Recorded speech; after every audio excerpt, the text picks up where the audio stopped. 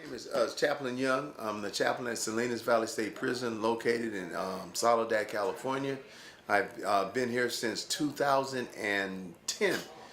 I actually started working as a cook in '96, and the Lord has blessed me and promoted me, and I am content and happy with what God has given me to do. And I use volunteers to help me because the prison is so large. And then I also make sure that other services get an opportunity to worship also. The programs in this institution, when the inmates participate, especially the Christian-based programs, those are the ones that do the most good. You see a change in the inmate. I spoke with an inmate this morning. He's committing to Christ because of what, and he's part of Toomey. So it's what he's learning from a Christian-based organization that's helping him to succeed.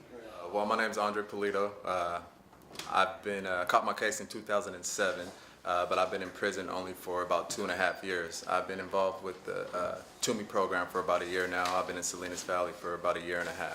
My name is Rick Langdon. I started serving my prison sentence in '97, but I've been on this yard for 12 years now, and I've been a part of the ministry ever since.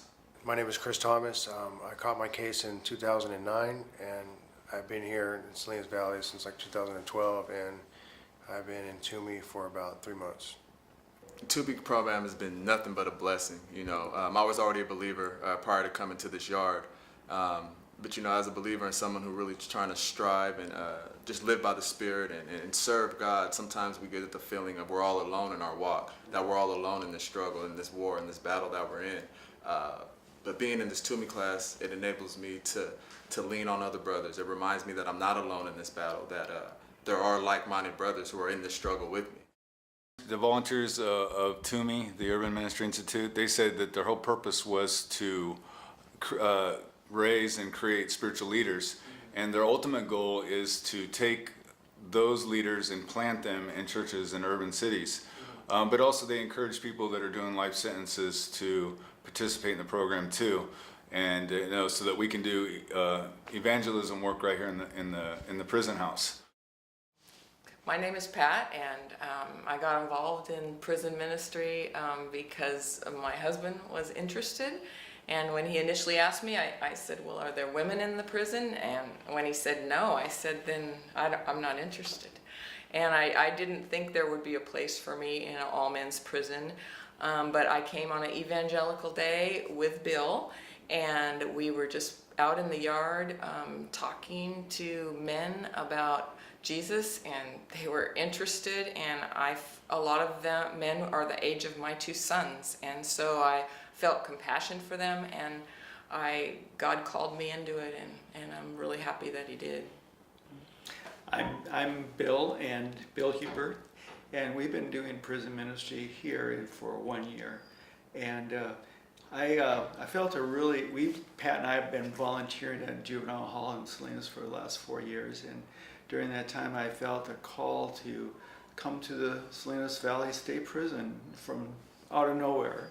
And so I thought I better answer that call. So I was investigating. I finally found Dave Dove, and he led me in here. So Pat and I just enjoy it immensely, and we can't wait to get here every single time we come in.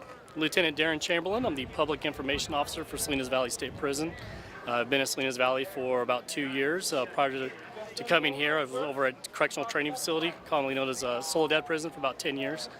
I handle all the public and media relations for the prison, as well as lots of special assignments for the warden. I work directly for the warden and had a lot of issues for the warden of the prison. We went from about 1,200 incidents a year average to now we're going around about just over 700. That's almost half. And in that time frame, within that 2 years, we've seen probably over a quadruple in programming inside the prison. Now, am I going to say that the programs themselves is the 100% the reason behind that? No, but it's definitely a part of it. And the more programming we get in here, I think the more positive change we're going to be seeing happening in the prison system, and that all filters out to the streets. We have to focus on these maximum security prisons just as much as the lower level prisons. As long as inmates are getting out of prison, we need to offer something. Now, it's up to them to accept it. Right. You know, you can't make somebody change, but you have to offer them the opportunity to change. And that's what we're trying to do here. It's definitely a positive for the prisons, and more importantly, for the communities. because these guys are going back on the streets, and the last thing we want is them to move to another level of crime and commit, a crime against my family, your family, or somebody else. And hopefully we're going to see more programs continuing, and prison fellowship, hopefully we'll see it grow, hit all the yards, hit more prisons and other programs like it, and any other program that can offer hope to guys that really don't have any hope.